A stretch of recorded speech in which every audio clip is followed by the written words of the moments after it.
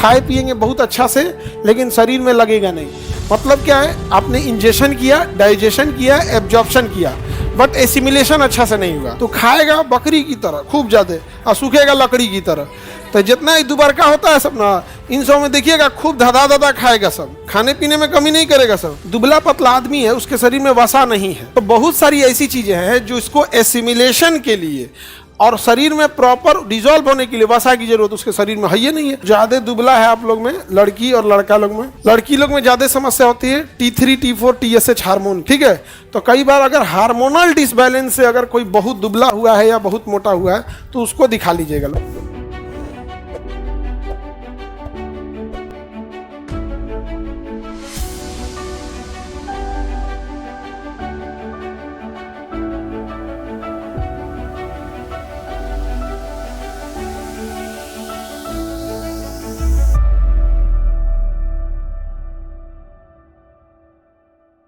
खाए पिएंगे बहुत अच्छा से, लेकिन शरीर में लगेगा नहीं।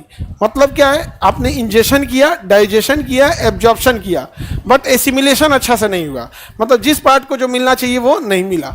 इसके लिए ज़रूरी ये भी है कि आपके भोजन में डाइजेस्टिव मतलब बैलेंस डाइट होना चाहिए। हड्डी को ज़रूरत है कैल्शियम की, आप कैल्शियम नहीं खाइएगा तो एसिमिलेशन भी कहाँ से होगा, वो थोड़ा ही होते जाएगा। तो उसके अलावे भी एसिमिलेशन के लिए एक और चीज़ ज़रूरी है। बहुत सारी चीज़ें होती हैं, जैसे कुछ विटामिन है वो पानी में डिजॉल्व हो जाते हैं, और कुछ विटामिन है जिसको डिजॉल्व होने के लिए आपके शरीर में वसा होना चाहिए, फैट होना चाहिए। अब सपोज कीजिए आपने भोजन किया और खाना खाएं, इंजेक्शन, डाइजेशन, एब्जॉर्प्शन भी हुआ, लेकिन उसको एसिमिलेशन के लिए आपके शरीर में पहले से वसा का होना जरूरी है। अब आप हैं हड्डी हड्डी, जैसे तुम खुद को देख लो, वसा है ही नहीं है। तो अब बताओ, जो चीज़ों का एसिमिलेशन के लिए वसा की जरूरत है वो तो आपके शरीर में एब्जॉर्प्शन के बाद अगर मिल भी गया तो किसी काम का है नहीं। और जिसको एसिमिलेशन के लिए पानी की जरूरत है, पानी की जरूरत है, वो तो हो जाएगा। अब ऐसे समझो, आपके पास आटा है, पानी है सानने के लिए, लेकिन रोटी बेलने के लिए या तावा है ये नहीं है, तो रोटी बनाने में दिक्कत होगा कि नहीं होगा? आप तो जुगाड़ लगाइएगा, प्रॉपर नहीं बनेगा।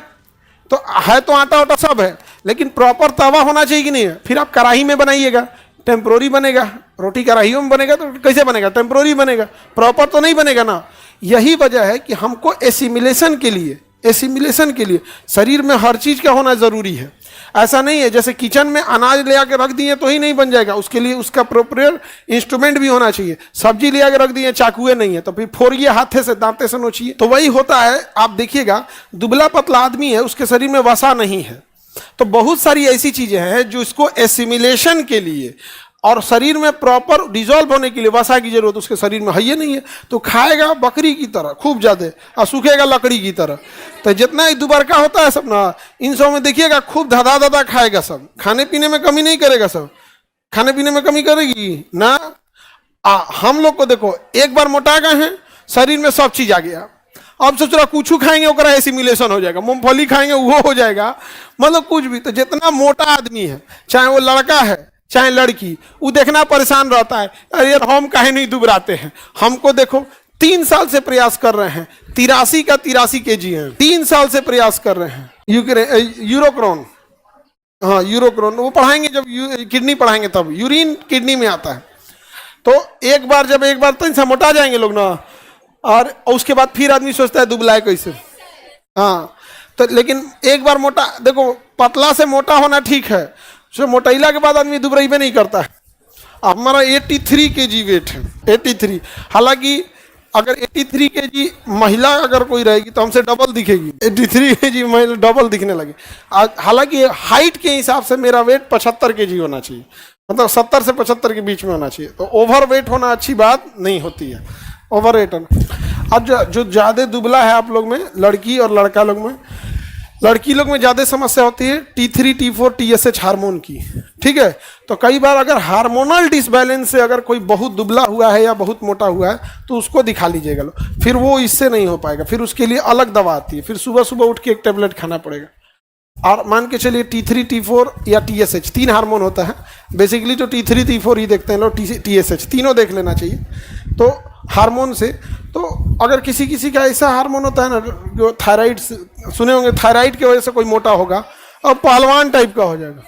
और छोड़ दीजिएगा तो लिमिटलेस होते जाएगा, लिमिटलेस। तो उसको अगर शुरुआत में ही पता चल जाएगी तो उसका एक टेबलेट आएगा, सुबह सुबह क्या करना रहेगा, खाना रहेगा। अब सुबह सुबह नियम बना लीजिए, जैसे ब्रश करके जा रहे हैं एक टेबलेट खा लीजिए, फिर बॉडी को एक शेप में रखेगा, क्योंकि बहुत ज़्यादा मोटापा हो जाने की वजह से बॉडी बैलेंस नहीं हो पाती है। क्योंकि किडनी जो बना है, हार्ट जो बना है, एक नॉर्मल शरीर को संभालने के लिए बना है। जैसे आपके घर में टंकी जो लगा है, पानी की टंकी लगी है, आपके घर को संभालने के लिए लगी है। आप वो पानी टंकी हमारे क्लास में ले आकर लगाइए, आधे घंटे में कुल पानी खत्म हो जाएगा। हमारे यहाँ ऊपर जाके टंकी देखो कितना बड़का लगा है, इतना बड़का, उसको चढ़ाने के लिए क्रेन आया था, चौड़ियों नहीं रहता है यहाँ पे।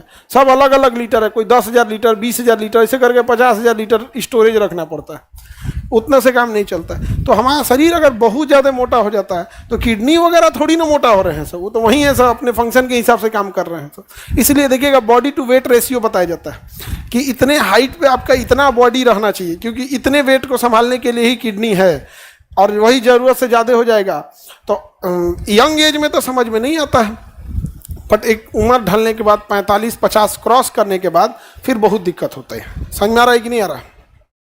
और लड़की लोग, आप लोग सब जांच करा लीजिएगा, जैसे यहाँ ब्लड स्टार्ट कर रहे हैं अपना अपना। लड़का सबका तुम लोग कौन सी जांच कराएगा? लोग दिमाग चेक कराएगा, वो तो हम ऐसे ही बता देंगे दिमाग में इन सबको गोबर भरल है, उसमें जांच कराने की क्या जरूरत है?